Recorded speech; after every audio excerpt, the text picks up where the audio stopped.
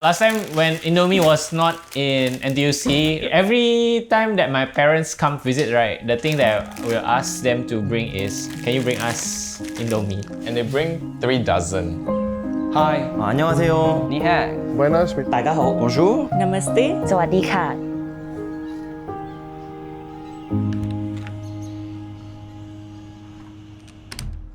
Halo, nama saya Richard, umur saya 32 tahun, dan ini adik saya, umurnya 28 tahun. Kami berdua dari Balikpapan, Indonesia.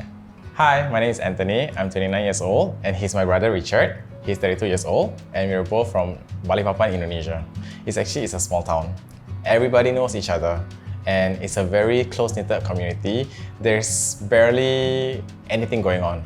We have one mall, and everybody goes there. We live by the sea. This is something that I miss from my place. It's like to be able to see sea. Life is very simple because it's like very routine. Like you just go to school and then come back. Then after that you play with your neighbors and play downstairs, play soccer, play bicycle. I came here when I was around 17. I moved here to learn the syllabus for a year where I need to adjust to the English and the education system here. For me, I moved when I was 14 years old, I think. Yeah, so that would be 2010. Living together, it's something that we have to figure our own, and it's definitely not easy because like our parents can only say so much, like, you know, go study hard, make sure that you get good grades and stuff like that. The reality is they don't truly understand how fast-paced Singapore is and like how competitive it can be. So, but of course, at the back of my mind also, I don't want to make them worried also. So like it's just finding balance. When it comes to the closeness of each other, it definitely developed over the years. Like any other teenagers, I do have my fair share of, I don't want to tell everything to my brother, but over time, from 2 years to 5 years to 10 years, the person that will always have my back is my brother. And it naturally made me feel closer to him. I know that at any point in my life, when it comes to education, career, personal life, friends, he can also be my supporter as well. Life in Singapore right now for me is I make video for dance community in Singapore, and I've been doing this for at least 10 years. Dance has really connected me with many great people and also many beautiful culture. I also produce my own dance event. I also make dance websites. So in 2024, I created or hosted a dance film festival with a bunch of my friends. It was done in an indie cinema projector, which is now closed, but we had a really good time here. These are all my lanyards from all the events, dance event that I've covered all the way back, maybe as early as 2014, local and non-local events, and I keep it with me as a memory.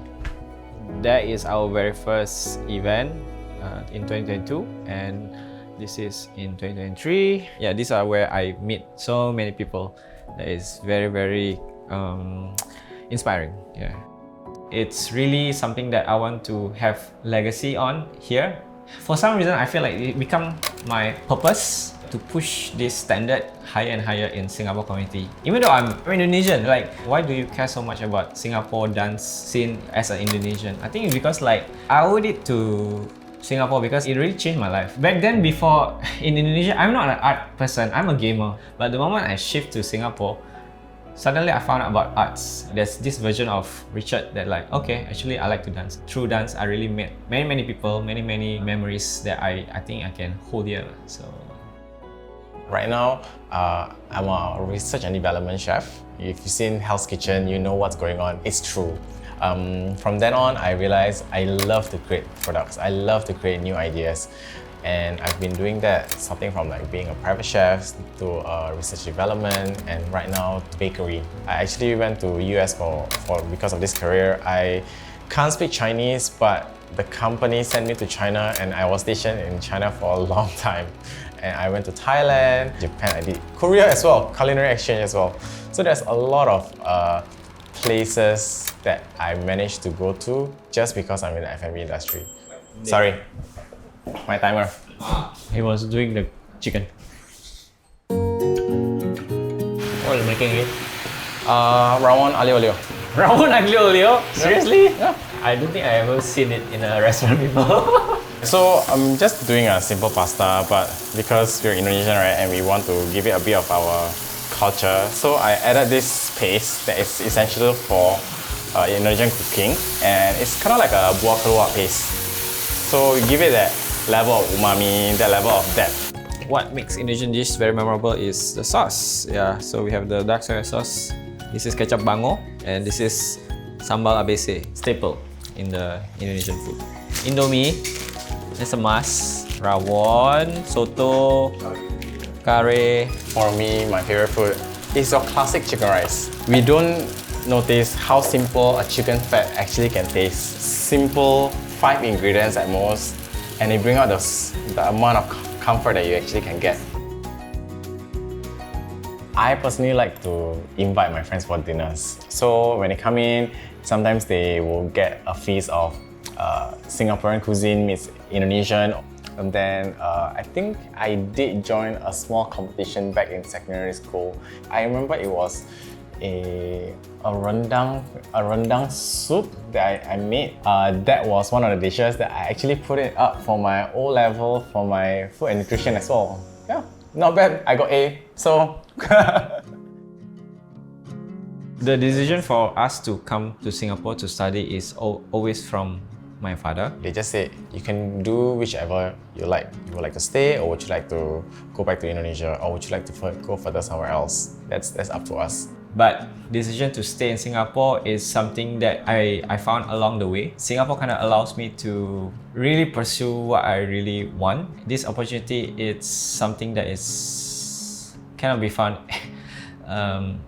in just any other country. To be honest, this whole life that I'm doing right now, it feels still like a dream, to be honest. And that's why I met a community of dancers that I really enjoy to be with. My source of reason to stay, even until now. Yeah. I see myself progress further in a bigger city as compared to Balikpapan, so Singapore is definitely the place.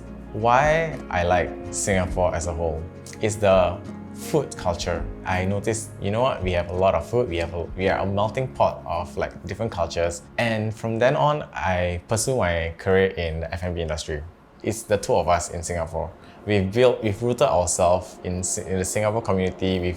We have all our friends, community, assets a little bit just in Singapore. And personally, what it means to be a Singaporean is definitely being aware of what's next. As a country that is a small little red dot, even though we are so small, but we are growing in a different way. We are always looking to be number one, be it anything, in food, in the Changi airport itself, our facilities. That's what it means to me, and being a better version of yourself. So I will definitely look forward on how I can become a better version of myself in years to come.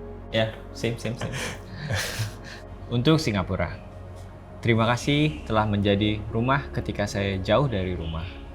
Saya selalu percaya bahwa rumah bukan hanya tempat, tetapi di mana orang-orang berada. Di sini saya menemukan persahabatan yang indah dan sebuah komunitas yang membimbing saya menemukan kemahiran saya. Setiap kali ada yang bertanya di mana saya tinggal, dengan bangga saya menjawab, saya tinggal di Singapura. Terima kasih telah menjadi rumah saya, ruang aman saya, dan inspirasi saya. Ketika saya diperkenalkan dengan beragam makanan yang saya belum pernah coba, hal ini membuka banyak pintu kesempatan dan mimpi. Saat itulah saya menyadari, sebagai sebuah melting pot, Singapura menunjukkan bahwa makanan dan masyarakat berjalan beriringan. Dengan sayang, Anthony dan Richard.